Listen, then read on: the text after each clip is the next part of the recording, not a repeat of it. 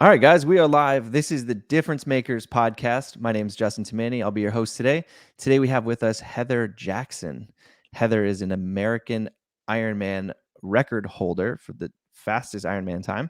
She's finished in the top 5 at the Ironman World Championships 4 times, and she has won the half Ironman championship, or she has won 12 half Ironman championships. There we go. That's a resume right there. Awesome. Thanks for joining us. Yeah, thanks so much. Thanks for having me on. You are welcome. So tell me how you got started in with Ironman or with triathlons. Like what sparked all of this? Like this is years and years of dedication to this sport. Yeah, it's crazy. It's crazy you say that because I guess, I don't feel new to the sport per se anymore, but it still feels somewhat new because my whole childhood growing up was basically ice hockey and soccer. So those are my two sports till I was Okay. 22, like through college. So And not the so same at all. Yeah, no, not the same at all. I did not grow up swimming, which has been the big thing for me because I'm the swim I struggle in. But You and me both. solid ground is better. Yes, Um, yes. yeah, I mean, I grew up playing team sports, and then after college, I went to just a local triathlon with my parents. My mom had signed up. They were like really getting back into fitness and trying to lose some weight, and they signed up for just a local triathlon in my home state of New Hampshire. Okay. And so I went with them and just hopped in and just loved it. Like I've been competitive in everything my whole life, anything I Mhm. do, but it was like this new challenge of racing myself versus kind of that team sports that I had Yeah. played forever. So yeah, it was just this fun new thing. So that was, yeah, 14, 15 years ago now. Okay. So you've been at it for a while. And when you started going, when you started your triathlons, when was it that it clicked and you really started to say, okay, I'm going to dedicate myself to this sport and I'm going to dedicate my training hours and my time? When did Yeah. that shift kind of happen, or how did it happen? Well, so when I first got into the sport, I was just out of college, like I just mentioned, and I had gotten a teaching job out in San Jose, California. And so I Okay. moved from New Hampshire, drove cross country with my sister, and that was my first job out of college. I was teaching ninth grade world history. So Okay. um, yeah, I taught for 2 years total, but yeah, that first one is super rough. Just never having taught before and dealing with ninth graders. I mean, they were like 14 and I was 21 or two, so it was tough. But I like after school, I found some of the local running groups and triathlon groups and started training with the locals in San Jose. So that was kind of my first couple years in the sport, and then Okay. I had some results as an age grouper at a few half Ironmans, and um, but I still wouldn't say it like clicked. It was I met my now husband that second year I was teaching in San Jose, and he lived in San Diego, and he was like, "You can always go back to teaching. You're so young. You can always teach. Like you have to give this a shot." Like so, I would say he's the one that really pushed me to just Cool. give it a go because I was making great money at a private school teaching right out of college. I was starting to pay off my student loans, like just like getting my adult life going. And all of a sudden, I'm like, yes, I'd much rather do that. So I quit the job, You gave my scrapped it notice. all? What was that? You scrapped training, or you scrapped teaching Teaching. altogether Yep. just to go train full time? Moved down.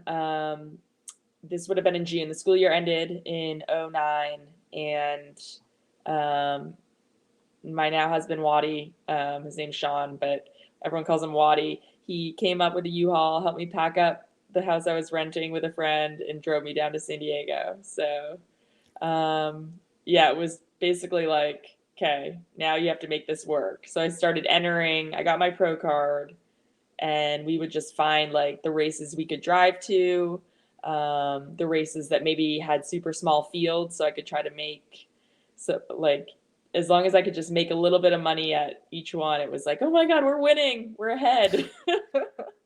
Awesome. And when you said you got your pro card, what does it take to get your pro card in Ironman or in triathlon? Yeah, so to get your pro card for a US athlete, so I think every country is different, but Okay. for US you have to place it's within a certain amount of time of um, like the winner's time at a race. So I think I had Got it. raced Oceanside Half Ironman Okay. as an age grouper, and I was within like 8 or 10 minutes of the winning time overall female. So I was Okay. within that percentage time, and then you can apply. You have to apply every year and just show a result that you are within that like top 8% of race finishers, and you can keep your elite card going. Okay. And then back then, what was prize money kind of like at one of these events? Yeah, so the races I was doing, it was usually like um, probably 5 or 6 grand to win. Oh, For okay. 3, 2, 1, they would pay like six deep. So I was getting a lot of like fifths and sixths early on. Also, Yeah. because the women's field, even back then, which wasn't that long ago, was way smaller than it is now. Like now you go to races and there's 30 women, but back then you could find races where there were only like 5 or 10. So you could Okay. get those like fifth places and it would be like 2 grand or like a Awesome. thousand bucks. And so, yeah, just going after that, like most weekends, those first like 2 or 3 years I raced as a pro, we were literally just any weekend there was a race, we would drive to it or try to get there as cheaply as we could. You want to know something funny? In 2009, so when you would have started um, triathlon or around that time, the CrossFit Games, their second place prize pool, or their I forget what first place was, but their second place, I believe, was a $500 gift card for Under Armour.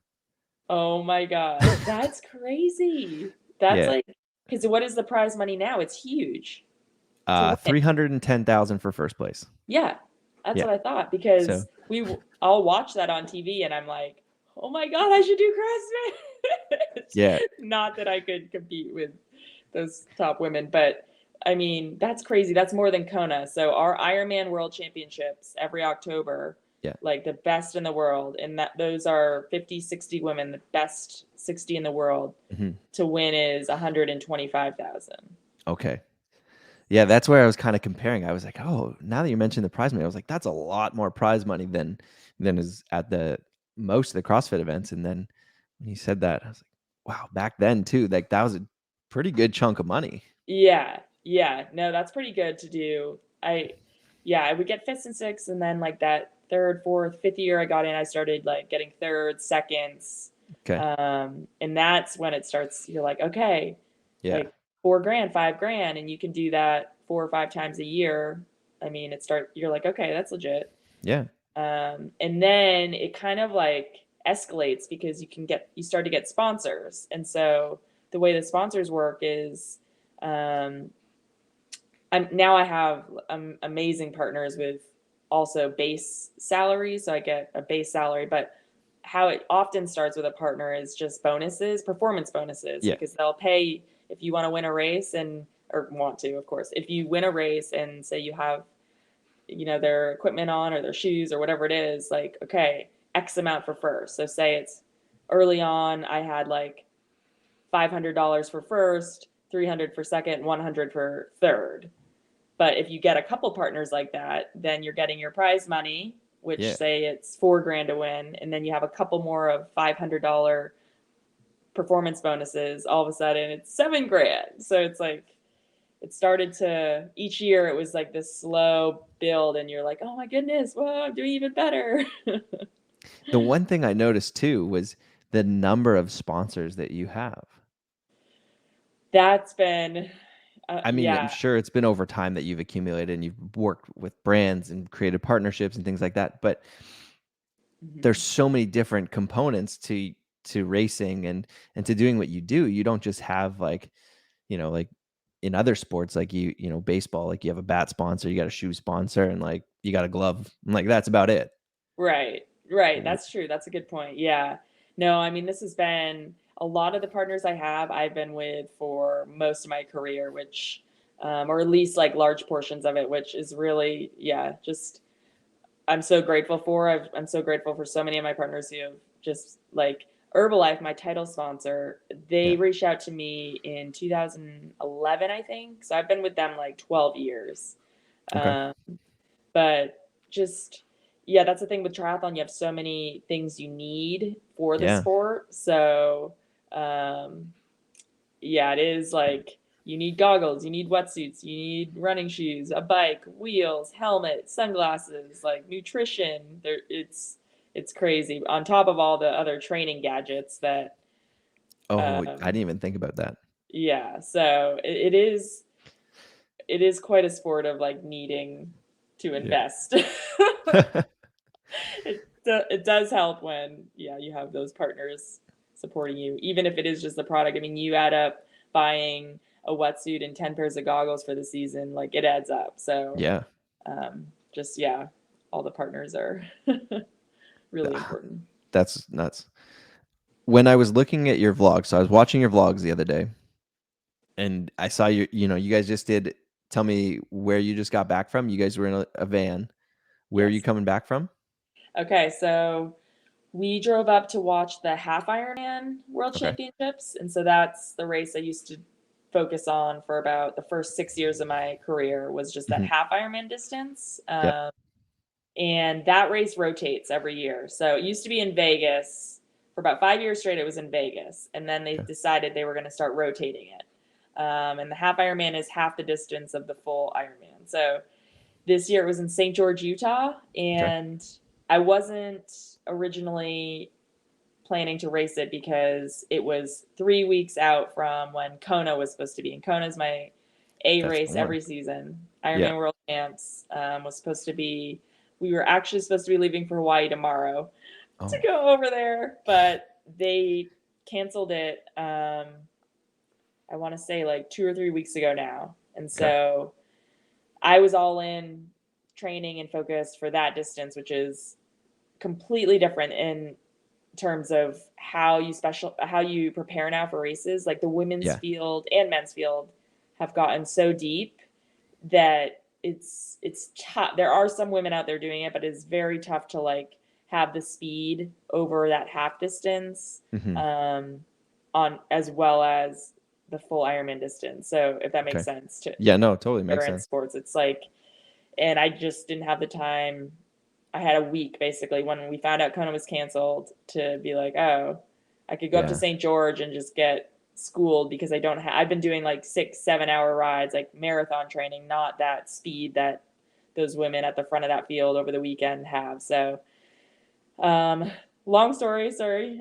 We decided to go up and cheer everyone on though because Okay. we are currently in Tucson, Arizona, my husband and I, Yep. and it's about a 7 hour drive, and we just got a camper or sprinter van last year, Okay. um, just to get to races easier, make more road trips out of them, and like enjoy the journey versus just like hop in a plane and book right there. So we packed up the van and drove up via Flagstaff, stopped, did some gravel bike riding, exploring up there, and then continued on to cheer on this weekend, at that race. So, Okay. When you travel like that in the van or when you travel, how do you transport all of your gear with you? Like this is something that I was like, how many bikes can you bring with you in one of those vans? yeah, so we actually lifted the bed up in the back, so the bikes fit underneath. Okay. So we can get 4 bikes in there, like front to back, front to back. Okay. So we both brought, our 2 gravel bikes and then 2 time trial bikes. So we got 4 bikes in there, and then we've got some cabinets kind of more near the front area. Just throw a backpack in or your clothes, shoes. Mhm. So it's pretty good. It's, Okay. yeah, pretty good Do you, storage. do you find that it's hard to recover from your training when you're staying in the van versus at home? Do you find there's a difference? Yeah, it always takes me a night or two sleeping in the van to actually like get to sleep well. Like Hmm. I just don't sleep that first night. Like again, we've only had it about a year now, and that was primarily we got it last year with COVID with no racing. So we're like, can't travel, can't go anywhere, have to be isolating. So we can just drive into the woods with this and like chill. So, um, Yeah, I definitely wouldn't. We wouldn't go camping, I guess, like in the heat of a big block of Okay. training. Yeah. But when it's like, yeah, this winter or more off season, more just base building miles where it's not as important to be like nailing high intensity work, then it's fine. But Okay. And now give me a rough idea of what training was like leading up to or leading and preparing for Kona. Like, are you swimming every day, running every day, and biking every day? Or like how do you break it up? Like how many hours a day would you say you dedicate to that? whew, yeah, it's it's tough to say per day because it's very so Monday, Fridays are somewhat lighter. Okay. So maybe 3 to 4 hours of training, but like lighter intensity. So I'll swim first thing for like an hour or so, like again, light, working on technique, not like hard training. So hour swim, I might go for like an hour and a half, 2 hour bike ride, easy, just break a sweat, spin the legs out, and then maybe an afternoon jog and like a gym session, like stretching. So 3 to 4 hours. That's usually Monday and Fridays, and then Tuesday, Wednesday, Thursdays, and then the weekends are really big. So, for Okay. instance, like this weekend, I have a 7 hour ride with an hour runoff, and then the next day is like a 2 hour run with like a 2 hour swim after, which is a killer. Gym session. So you kind of um, load the training on like 2 or 3 day blocks, and then take a really lighter recovery day. Okay. Do that again, and you just kind of keep repeating that cycle. Um, Okay. And then when you say, okay, you got to run and then you're going to go swim after the run, do yeah, you do that kind of swim open water? Are you using a pool? Like, are you planning to end your run and start swimming right away? Or how do you kind of balance that? Or does it change as the blocks go on? it changes exactly. Yeah, Yeah. I mean, it's more important to practice the swim to bikes. So that's a big one too. Like if you do a hard swim and then head straight for out on your bike for a ride, because that's simulating a race. And then the same with doing a hard bike and then getting right off and doing a hard run. My workout this weekend with the swim after, it's kind of twofold. It's like um, it's a hard strength swim following like a long hilly run. So it's teaching you to practice, really focus on your swim, practice good form when you're already super fatigued from that run. Okay. Yeah. So I guess yeah, every workout in its timing has its purposes, and every day that rotates. So Yeah. every day it's like the swim might be the most important, that's first, or the bike might be the first of the day, and then the other two are to practice those sports, but then also I'm training my body to be as fit and ready for a 9 hour race as possible. So every day it's like, okay, am I feeling less fatigued at this level of training? Yeah. Am I ready for like how fast can I go over 9 hours? So that's like the bigger picture you're always thinking of. When you say it like that, it's just like most people are at work for 9 hours a day, like in a desk at a chair, like, drinking their coffee and whatever. And then you're trying to move your body as fast as you can for 9 hours continuously I in, know. in a few different ways. But, like it's crazy to put that into perspective of how Yeah. long and how like kind of grueling these races are. Yeah. It's like weird. You get stuck in this little bubble of triathlon, and then when it's like either the off season or if I'll take little mid season breaks and you kind of live life like a standard normal, not normal person, like a Yeah. standard everyday life, you catch a glimpse of it and you're like, oh my God, it is crazy. Do you find it hard to shut off when it is time to kind of taper back training, or like if you had a month off where you were like just chilling out, could you do Yeah, it? I could do it for maybe like a week probably. Yeah. I usually take a week completely off at the end of the season. And Okay. that's only because I really don't feel like doing anything. I just like don't want to. And then within usually about a week, I just like feel like I have to like move my body or break a Yeah. sweat or just do something, not train, but just even a 20-minute jog. Like I just start to feel like my body needs to move. Yeah. How do you keep up with, like, do you do a lot of strength training to help supplement everything? Like, how do you keep up with I would think almost like the rehab side of things with the amount of volume you're putting in? Yeah, that's it's kind of gone like back on itself. So early in my career, I was coming off 20 years of ice hockey, and I played ice hockey at the highest level for women. Um, Okay. just in college on the national team, I was trying for the '06 games in Torino. So I had been lifting for 15 years Yeah. basically, and had that leg strength, and I think that's what gave me kind of an upper hand coming into the sport on the bike primarily.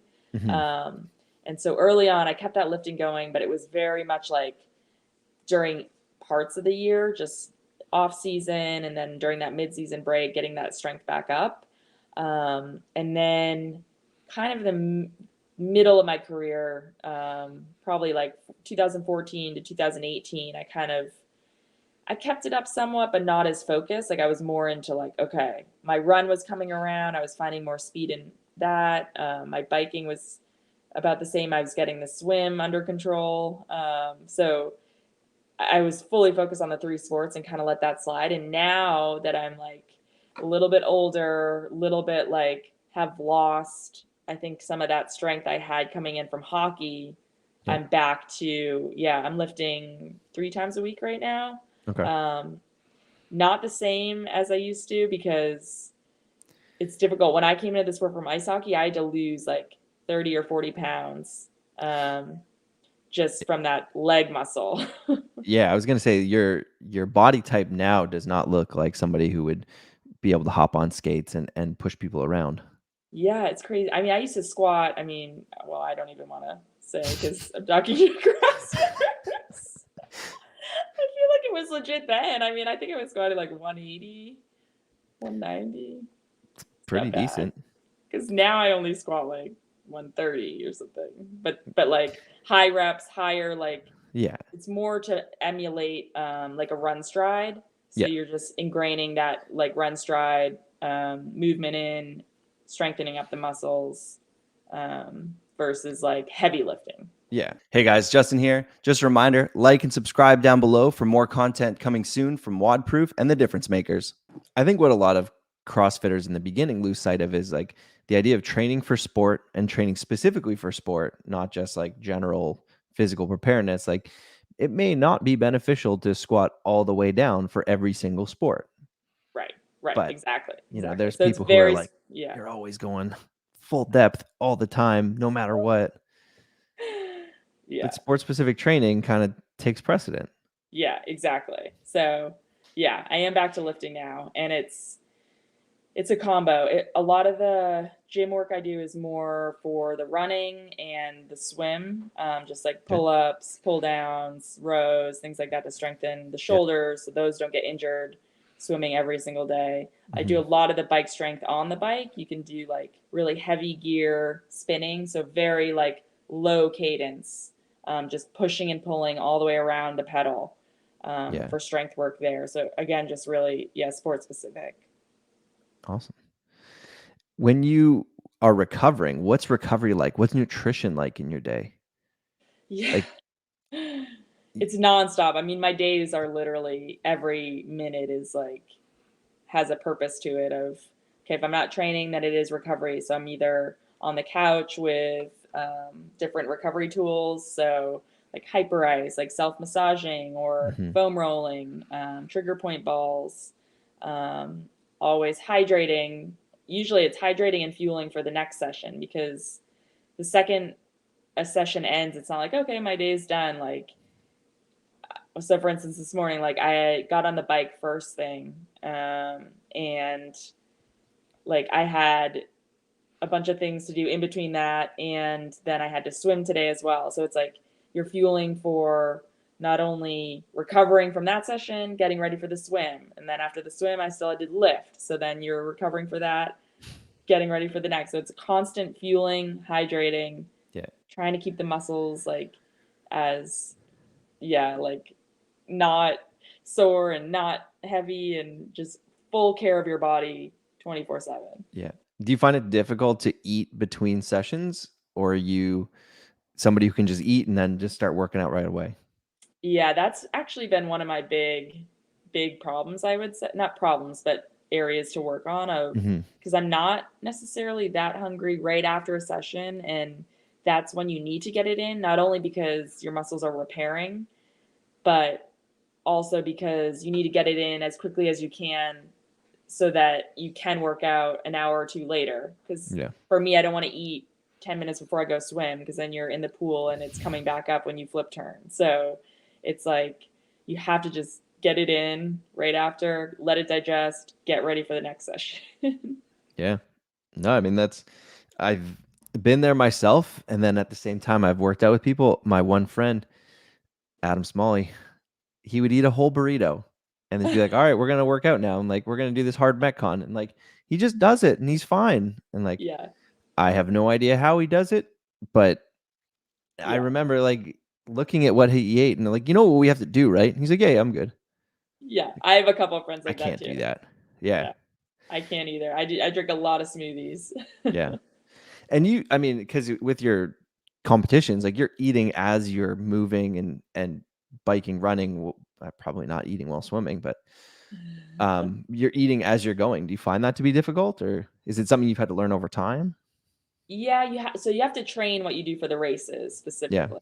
So that's been learned over time for sure. Like I used to not do what I do now. I would take bars in, like make like rice bars, try all these different things, and then as I've kind of evolved and like learned from some of the best in the sport, like I've gone to full liquid on in the races. Okay. So full liquid calories, just because it digests so much easier, so much better, especially like your body's more efficient at that. When you're on the bike for 5 hours and then you still have to run a marathon, if you have like a bunch of, bars slogging around in your stomach, it's not good. Yeah. No, not at all. So, yeah. Okay. What would you say is your like training day, moderate training day calorie intake? Do you have a number? Whew. I should. My coach will be mad at me because I'm supposed to know that stuff. Okay, maybe we'll cut that out. No. Okay. I would say it's like, I don't know, a moderate training day, maybe like 3,000, 4,000 Okay. calories. I guess it depends on the type of training, just because like some workouts you don't really need to fuel too crazily. Hmm. Maybe just like 100 calories an hour. And then some days I try to get in like 300 calories an hour, just to really Okay, so practice that race nutrition. that's kind of how you're calculating it. Is the calories per hour based on your output? Yeah, exactly. If it's a harder session, then you need way more. And also, because then say I have a second, like I'm just primarily thinking the biking. Like if I'm trying to get 300 calories in on the bike and I have a 4 hour ride and then a run off, that's why you need that many calories. Yeah. If I just have a couple hour bike, but just an easy jog later in the afternoon, then that's not as important. So I can just take a bottle with 100 calories in it, and then come home, have like a smoothie instead, and then go out for the jog before dinner, for instance. So it just depends. Yeah, it depends on the day. All right. Now you mentioned your coach. Your coach, what's that dynamic like in the endurance space, in the triathlon space with your coach? I mean, they're probably not staying there with you as you do all of your sessions. Are they just kind of programming for you? Is there constant communication going with you and your coach? Like, how do you guys balance that relationship? And maybe your relationship is different than other people within the space. Yeah, I think even in just my own experience, there are so many, um, I think so many types of, I guess, coach athlete relationships out there. And I alone, I've had probably four or five coaches throughout my career now.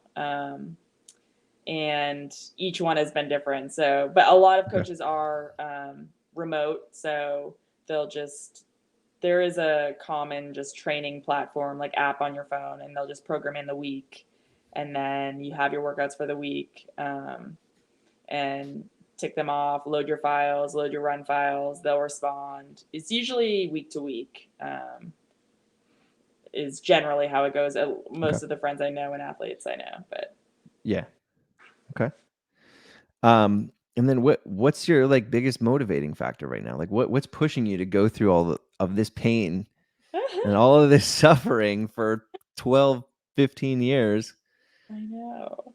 Well, so the biggest thing for me, it's been a weird couple of years, I'd say, because the biggest motivating thing for me has always been Kona, the Ironman World Champs, the last 5 years, and just going there and seeing what I can do at that race against the best women in the world at the Ironman distance at that race. And with COVID, it's now been canceled twice, and now they've actually moved it next year. So they're still scheduled to have the standard one in October, but they've moved what was supposed to happen next week to St. George. Another reason why we drove up to St. George over the weekend, St. George, Utah, next May. And so that's going to be the 2021 Ironman World Championships next May. So I guess to your question, it's just, like, I guess shifting my mindset of like, I want to see what I can do at Kona. I want to see if I can earn that world champion title in Kona, to I want to see how fast I can go and how I can compare against the best girls in the world on that day at the world championship. So it's shifted. Next year will be different with it in Utah, but also too, because you have to train so specifically, and Utah versus Hawaii is like totally different.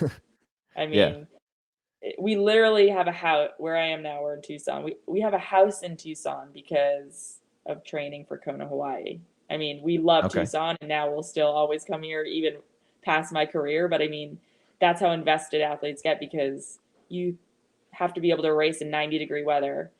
And so people go to places where you can acclimate, where you can get heat training. And now Utah will be so different. It's like at elevation, it's going to be freezing. It's going to be a wetsuit swim. So yeah, it changes it, but it'll still be just a race to see, the best in the world on that day. So are they going to do 2 world championships next year? Is that kind of, so they'll do the 21 and then the 22 later in the fall? Yep, exactly. Okay. 2 full distance Ironmans to, peak for. Jeez. How many would you say you do a year normally in a typical non-COVID season? Yeah, so usually I do 3, but not at the same level as Kona. So Kona's always the big one, and I'll do one in like June timeframe, May or June, sometimes July, just as like a run through. So, and that sounds weird to say, like, oh, I'll just practice an Ironman, because they're harsh, but they're like, you have to get out there, you have to practice your pacing, practicing your nutrition, wake the body up to like that full day effort, take away what you did right and wrong from that. And then that usually shapes my Kona prep in August, September, leading into what would be next week. So, and then you always have to qualify for Kona. So every year I've tried to use my fitness from Kona, and I'll race another one like a month later. Again, not like going for my peak performance, but just getting it done and trying to qualify. And so I usually get my qualifying spot in November for the next Kona, if that makes sense. Okay, So yeah. 3 No, that total makes in the sense. year, but they're not as high. It's usually one that's just that high intensity. Yeah. Oh, did I lose you? Nope, we're good. Do you find it hard to turn that around and to do that next Ironman so closely after Kona? Have you found that to be difficult, or is it, the intensity drops, so you're able to? It is tough. It's tough mentally to stay engaged, but it's also like having that slot and going into the off season qualified takes off a lot of pressure and makes makes the next year just a little less like, I guess, stressful, because you're like, okay, I'm qualified. All I have to do is focus in October. Anything can go wrong at any of my other races, but you're not going to be like chasing. So for me, I try to find one that's close enough. It's not like a 3-month wait. It's like, okay, just recover and then do it again. Okay. Yeah, that's fair. Yeah. And do you ever do anything outside of triathlon? Do you ever do any just straight runs or swims or bike races?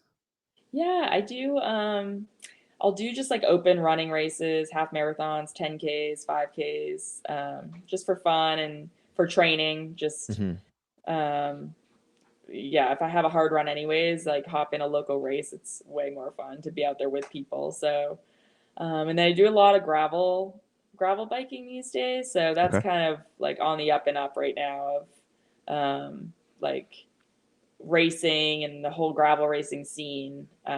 So that's pretty cool actually. And I've done a couple, and then my plan next year is to add in a few more. Okay. What would you say your favorite kind of discipline on the bike is? Are you leaning towards that gravel racing right now? I like riding there. I just like getting off the roads, like Yeah. exploring, being in the woods, like finding new places. Versus, yeah, the head down time trial is all about high performance, like as aero as you can get, as low as you can get on your bike, pushing as high of watts as you can. They're so totally different, but yeah, the gravel biking's super fun. Okay. I don't. When I was watching your vlogs, it was the first time I'd heard the term gravel biking.